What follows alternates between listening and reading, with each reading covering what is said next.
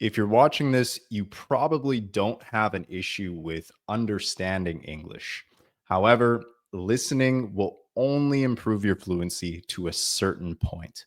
The brutal truth is that you can listen to English podcasts for 8 hours a day, every single day, but it still will not adequately prepare you for real life conversations with native English speakers like myself. Most of you guys watching this are really good at absorbing, but you're not that good at actually applying and doing things in real life, like speaking in English. And by absorbing and not producing, this is exactly where fluency dies. Today, I'm going to give you the exact speaking practice that you need to apply if you want to bridge the gap between understanding and actually using your English when you speak. So, actually, I'm bilingual as well. And when I needed to learn a new language, being the French language, I remember I practiced a lot when it came to listening, but I didn't really do too much speaking. And I only practiced listening and reading and going on Duolingo simply because it was just the easiest thing to do. I could do it anywhere at any time. It was simple. It even felt effortless. I could even understand advanced and complex documentaries and texts. I was really, really good at listening and reading to the point where I could understand practically everything in the French language at a certain point. But the moment someone asked me a simple question in a real conversation, it was a joke. I could not converse spontaneously with any native French speakers. It was like I had all of the ingredients in a kitchen, but I didn't know how to cook the meal. It was obviously frustrating, and it felt like all of that listening practice, all of that Duolingo practice, all of the watching the podcasts and TV shows and movies, it felt like it was all a waste of time. So, if you're learning English and you have been learning English for a while and speaking feels a lot harder than you thought it would be, that's completely normal. But if you don't do something about it sooner rather than later, it can absolutely hinder the time that it takes you to actually become fluent or reach your fluency goal in the English language. For me, my learning process with French literally dragged on for years, but that doesn't have to be you. I learned the hard way, but I'm going to show you a simple system you can use to bridge that gap between input and output. Now, let's call this system an active production loop, and it will consist of three simple phases. Phase number one is just targeting your input activation for everything that comes in, how to activate it.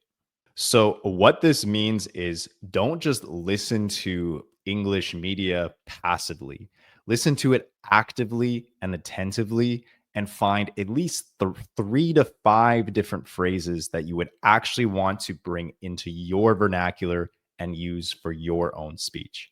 Once you've listened to some form of English media and you found a few phrases or expressions that you would want to use yourself, try writing them down and actually using them in a real sentence. This should be in a written, typed, or texted format. And then after you've written them down in a real sentence, actually practice saying them and pronouncing them correctly. Don't worry about saying them perfectly at first. It's really about just activation and getting in the habit of actually applying your speaking skills when you are practicing your listening skills. For example, if you're listening to the news and you hear news about an economic downturn, then use the terminology economic downturn, actually type text or write it into a real sentence. We are going to experience an economic downturn in the near future, and then actually practice saying it aloud a few times. That's really it. It's that simple. Just that simple exercise. If you can do that every single time you just watch a short piece of English media, it'll actually make all the difference in the world over time in terms of how good your speaking skills develop. And this leads to phase two, which is to summarize and expand. So all this means is just take any piece of English speaking media, whether it's a YouTube short or a long form YouTube video, and then simply just summarize what you've listened to. To do this, it will work best if you are actively listening to it attentively instead of passively listening to it in the background. Record yourself actually summarizing what you just listened to. For example, you can start just by giving a little summary, then you can express your opinion about it. But the whole point of this exercise is to actually form original thoughts that are original to you, organic thoughts that you would actually think of and use spontaneously. So, for example, if you watch a short form piece of content on climate change, you could simply summarize and say, this is my take on climate change because of any reason, or this is how climate change is affecting my country that I live in, etc. And this leads to the third and final phase, which is the shadow and speak drill. Now, this isn't just regular shadowing, kind of like how I've shown in different videos on this channel. This is simply mimicking actively and then doing something more original afterwards. This is pretty easy to do as well, just like the other two drills. So, for example, we could find a piece of short form media on YouTube, a YouTube short of a podcast clip. The interviewer will ask the person being interviewed a question.